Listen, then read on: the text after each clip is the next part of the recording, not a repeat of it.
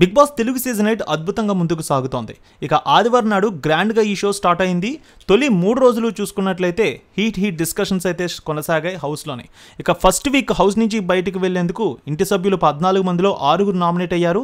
అందులో విష్ణుప్రియ, నాగమణికంఠ, పృథ్వీరాజ్, సోనియా, శేఖర్ భాష, బేబక్క వీళ్ళ 6గురికి ఓటింగ్ లైన్స్ ఓపెన్ అవ్వడంతో అర్ధరాత్రి నుంచి భారీగా అయితే ఓటింగ్ జరుగుతోంది. ముఖ్యంగా మనం గత సీజన్లో కూడా చూసుకున్నట్లయితే సీనియర్స్ అలాగే బయట ఎక్కువగా జనానికి బాగా పరిచయం అయిన వాళ్ళు నామినేషన్లో ఉన్నట్లయితే వాళ్ళ ఫ్యాన్స్ అలాగే వాళ్ళని అభిమానించే వాళ్ళందరూ కూడా మంచి ఓటింగ్ చేస్తూ ఉంటారు. ఈసారి కూడా 6 నామినేషన్లో ఉంటే వాళ్ళ విష్ణుప్రియకి మంచి ఫేమ్ ఉంది. ఆమె సోషల్ మీడియాలో కూడా ఎంతోమందికి లక్షలాది మంది ఆమెని ఫాలో అవుతుంటారు. సో విష్ణుప్రియకి మంచి ఓటింగ్ అయితే జరుగుతోంది. ఓటింగ్ మొదలైనటువంటి కొన్ని గంటల్లోనే దాదాపు 32% ఓటింగ్ ఆమెకు వచ్చింది. సో దీన్ని బట్టి చూడొచ్చు ఆమె ఎంత సేఫ్లో ఉందో. ఇక సెకండ్ పొజిషన్లో నాగమణికంఠ ఉన్నారు. నాగమణికంఠ హౌస్లోకి ఎంటర్ అయినప్పటి నుంచి పెద్ద ఎత్తున చర్చకు తావిస్తున్నారు. 3 రోజులుగా ఆయన గురించి ఎక్కడ చూసినా వార్తలు వినిపిస్తున్నాయి. సో నాగమణికంఠ ఫ్యామిలీ గురించి అలాగే ఆయనకు ఎదురైనటువంటి ఇబ్బందుల గురించి, ఆయన భార్య గురించి ఇలా ఎన్నో అంశాలు ఆయన గురించి వైరల్ అవుతున్నాయి. అయితే నాగమణికంఠ హౌస్లో సింపతి గేమ్ ప్లే చేస్తున్నాడు అంటూ కొంతమంది కామెంట్లు చేస్తుంటే మరికొంతమంది నాగమణికంఠ 100కి 100% జెన్యూన్గా ఆట ఆడుతున్నాడు, ఏమీ హైడ్ చేయడం లేదు అనేది మరికొంతమంది వాదన. అయితే నాగమణికంఠ హౌస్ నుంచి బయటికి వెళ్ళిపోతాడు ఫస్ట్ వీక్ అని కొంతమంది కామెంట్లు చేస్తున్నారు. కానీ ఇక్కడ ఓటింగ్ లైన్లో చూసుకున్నట్లయితే నాగమణికంఠ సెకండ్ పొజిషన్లో సేవ్ అయ్యే దిశగా ముందుకు సాగుతున్నారు.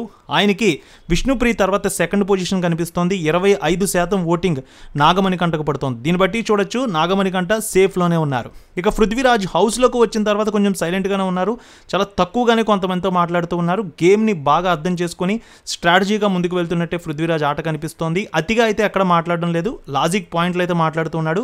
ఈ పృథ్వీరాజ్ కూడా సేవ్ దిశగానే ముందుకు వెళ్తున్నాడు. థర్డ్ పొజిషన్లో ఉన్నారు పృథ్వీరాజ్. ఆయనకి 11% ఓటింగ్ కనిపిస్తోంది. ఇక సోనియా ఎక్కువగా డిస్కషన్స్లో ఆమె కనిపిస్తుంది. ఆమె కూడా సేవ్ పొజిషన్లోనే ఉంది. 4th పొజిషన్లో సోనియా కనిపిస్తుంది. ఆమెకు 10% వరకు ఓటింగ్ అయితే ఇప్పటివరకు అయిన తర్వాత శేఖర్ భాష లాజిక్స్ కొత్త పాయింట్లు ఎత్తుతున్న శేఖర్ భాష 5th పొజిషన్లో ఉన్నాడు. ఆయనకు కూడా 9% ఓటింగ్ అయితే కొనసాగుతుంది. ఇక చివరిగా డేంజర్ జోన్లో ఉన్నారు బేబక్కకి దాదాపు 7% మాత్రమే ఓటింగ్ కనిపిస్తోంది. అయితే ఈరోజు రేపు ఆటలో ఎవరైనా సరే స్టేజ్ మారచ్చు, నెంబర్ పైనుంచి కిందకి రావచ్చు, పొజిషన్ మారచ్చు, చూడాలి. ప్రస్తుతానికి జరుగుతున్నటువంటి ఓటింగ్ సరళిలో చూస్తే బేబక్కే డేంజర్ జోన్లో ఉన్నారు. మీ అభిప్రాయం ప్రకారం వీరు 6గురిలో ఎవరు ఈ హౌస్ నుంచి తొలి వారం బయటకు వెళ్తారనుకుంటున్నారో కామెంట్లో తెలియజేయండి.